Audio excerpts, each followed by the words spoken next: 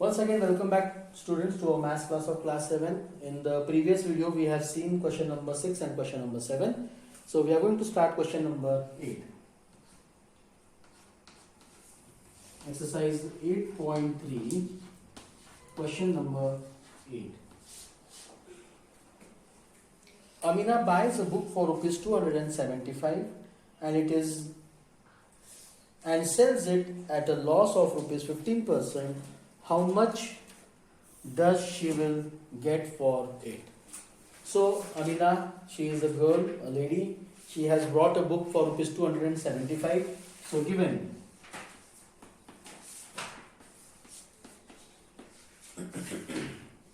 cost price of book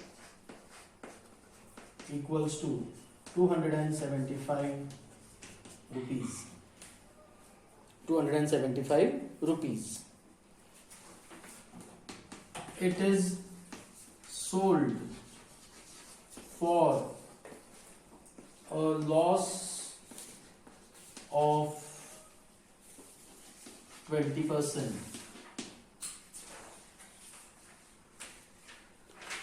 That means on cost price she has incurred 20% loss. Therefore, how much loss she has got is, loss is equals to 20% of 275. Sorry, not 20%, 15%. 15% of 275.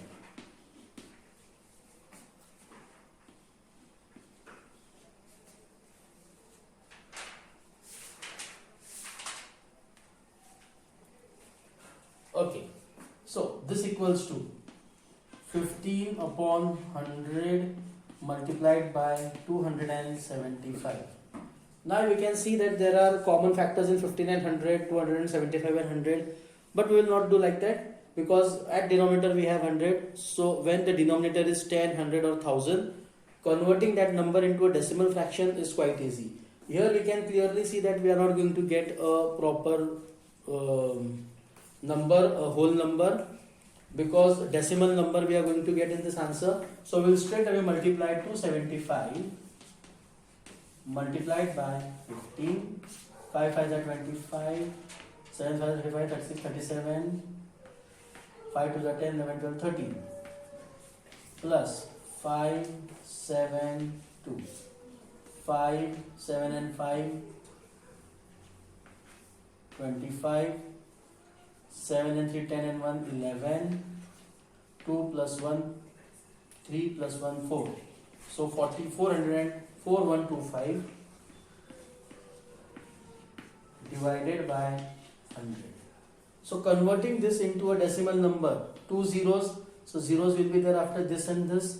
Therefore, loss equals to 41.25 rupees. So this much is the loss. That means she brought the book for this much rupees. This much was the loss. That means this amount is to be subtracted from this cost price, and then we will have to find out the selling price. So I will rub out this. Therefore, selling price equals to, so what will be the selling price? 275 minus 41.25. So when we do the calculation,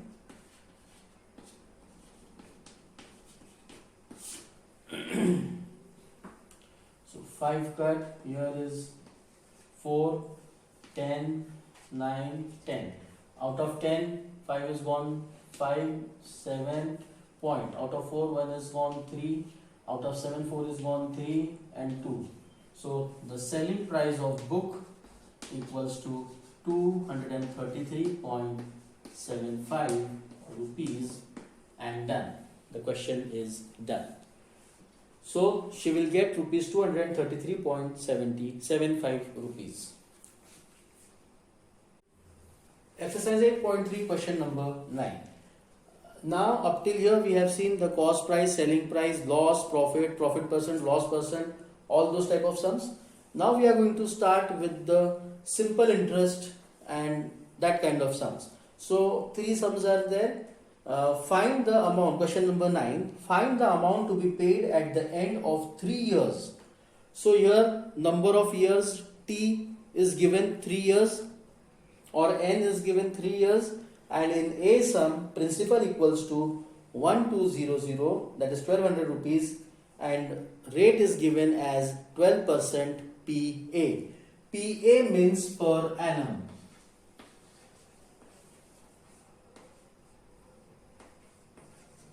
Per annum. That means per year. Now what is meant by interest? Suppose you are keeping some money with the bank. Even in your house you must have seen or heard your parents talking about fixed deposit in such kind of things. So whenever you keep your money in the bank, at that time bank is returning us that money with some interest on it. For example, suppose you put 100 rupees in a bank, and suppose that the rate of interest is 12% per annum. That means for 1 year. That means if you are keeping 100 rupees in the bank for 1 year at the rate of 12%, that means on this 100 rupees the bank is going to pay us 12 rupees. The bank is going to pay us 12 rupees. For 100 rupees, 12 rupees. So after 1 year, the bank is going to give us 100 plus 12 equals to 112 rupees. And this is what is meant by simple interest. So such kind of sums we have to solve now. The first sum, A sum.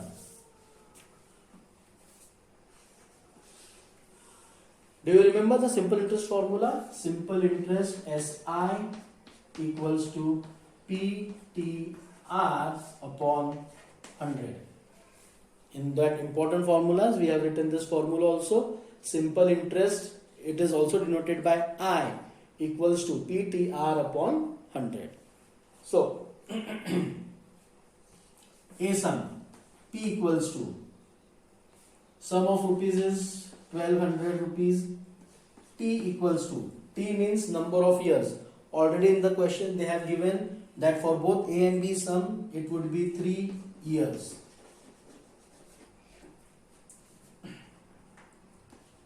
R equals to rate of interest.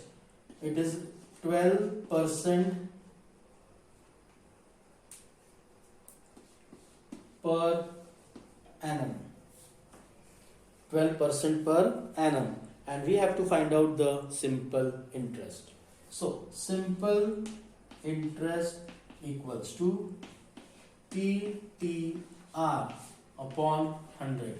Now why this 100 has been given here? Because 12%. So whatever percentage is there, so 12 would be written here. Already the 100 is written here. That means 12 upon 100. So no need to write extra 100 here. Okay. Therefore, division by 100 is given here already. So, this equals to, no sign here means multiplication. P is 1200 multiplied by, we have to find out the amount, that what amount they are going to get. We are going to get. T is 3 multiplied by 12 upon 100. So these two zeros cut, these two zeros cuts, 12 12s are 144, 144 multiplied by 3, 3 4s are 12, 3 4s are 12 and 1 13, 3 1s are 3 and 1 4, 432 rupees. So simple interest amount, it comes to 432 rupees. This is the interest that the bank is going to give us extra.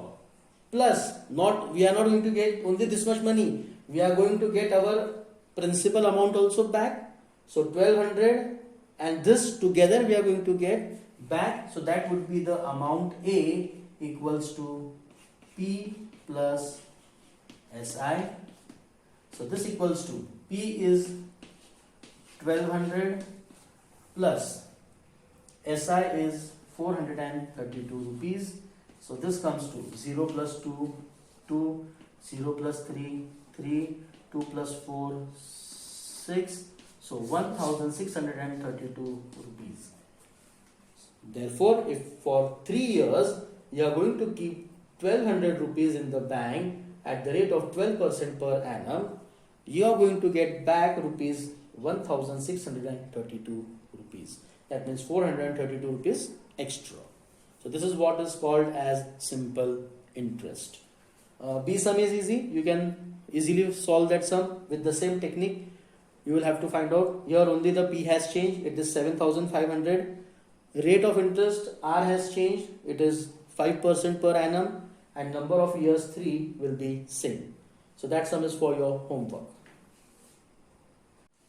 Question number 10.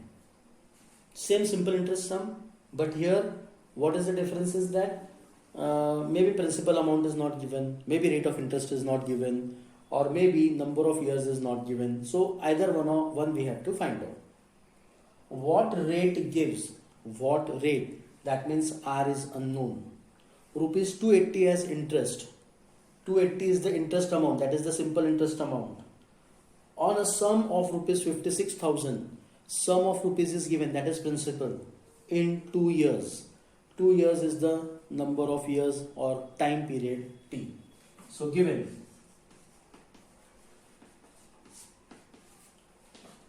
P equals to 56,000, T equals to 2 years,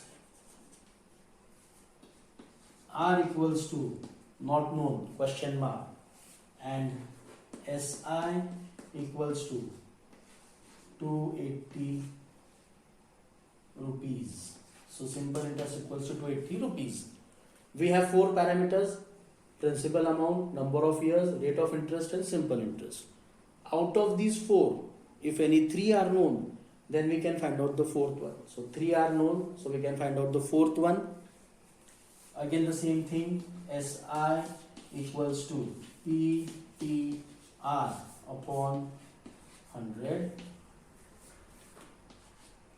What is SI? We will just put the value. SI equals to 280 rupees equals to principal is 56,000 multiplied by number of years equals to 2 into rate, we don't know, so we put R only, upon 100. Upon 100. So what we will do? We will cancel 2 zeros here. We will cancel 2 zeros here. So we are left only with 560 multiplied by 2 multiplied by R. So what we, or you can also do like this: 100 is transposed to this hand side, and these two are transposed to this hand side. So R will become R equals to this 280 is there divided by, since 560 multiplied by 2 multiplied by R, all are multiplied here, so coming here it will become division, 560 multiplied by 2. So again 1 0 cut, 1 0 cut. 28 is a common factor for both 28 and 56. So 28 ones are 28, 28 twos are 56. Therefore R equals to 1 upon 2 multiplied by 2, that is 4%. Or R equals to 1 upon 4 is nothing but 0.25%.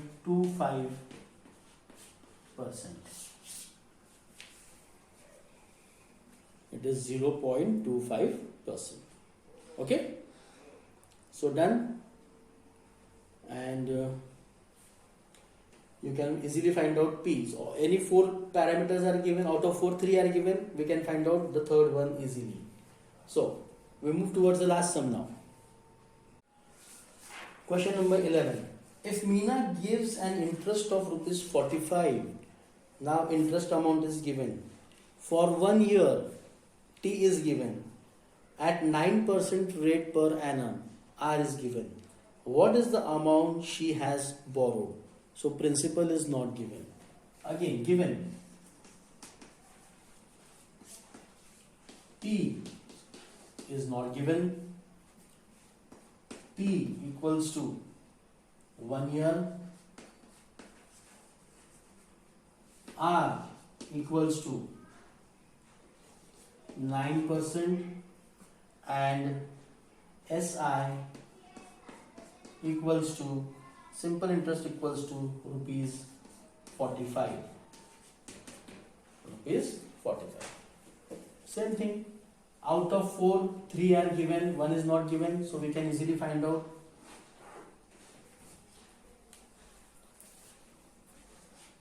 SI equals to TTR upon 100.